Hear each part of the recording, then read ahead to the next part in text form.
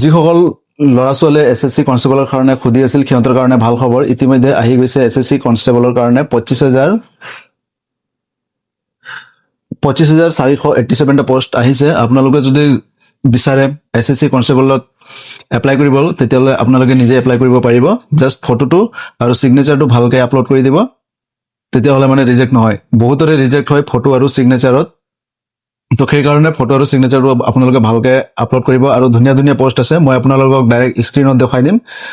কোন কেইটা কিমান ভেকেন্সি আছে গোটেইকেইটা মই স্ক্ৰীনতে দেখাই দিম এইটো সব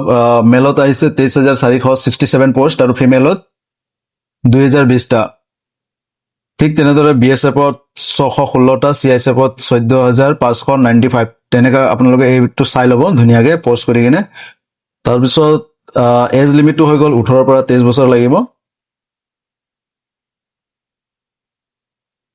এছচিৰ কাৰণে 5 বছৰ ৰিলেকশ্যন থাকিব অবিচিৰ কাৰণে 3 বছৰ এক্স সাৰ্ভিসমেনৰ কাৰণে 3 বছৰ এডুকেশ্যন কোৱালিফিকেশ্যনটো হৈ গ'ল 10 পাছ লাগিব যিকোনো ৰিকগনাইজ বৰ্ডৰ পৰা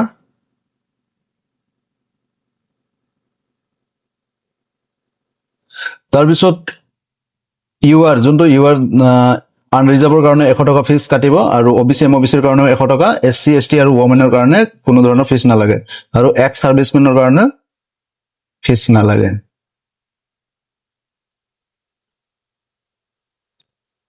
আৰু লাষ্ট ডেটটো হৈ গ'ল 31 ডিচেম্বৰ 2025 এইটো মাহৰ আজিৰ পৰা এপ্লাই আৰম্ভ হৈছে 1 ডিচেম্বৰ আৰু লাষ্ট 31 ডিচেম্বৰে শেষ হ'ব যোনকেইটা ফ্ৰেছ কেণ্ডিডেট সিহঁতক আমি ৰেকমেণ্ড কৰিম যে আপোনালোকে চাইবাৰত গৈ কিনে এপ্লাই কৰক আৰু যোনে যদি জানে অলৰেডি সিহঁতে নিজে এপ্লাই কৰিব পাৰিব